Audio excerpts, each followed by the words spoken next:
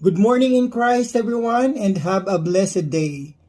Our scripture reading for today is from the book of Hebrews, chapter 2, verse 1.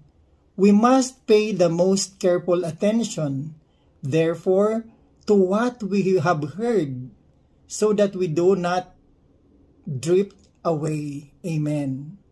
Kaya't dapat nating bigyang pansin ang ating narinig upang hindi tayo maanod.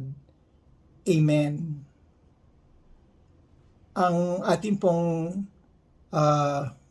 passage ngayon ay napakaganda. Dahil ang sabi sa atin ay kung ano man ang ating naririnig, yun ang lalabas sa ating puso, yun ang lalabas sa ating mga bibig. Kaya dapat nating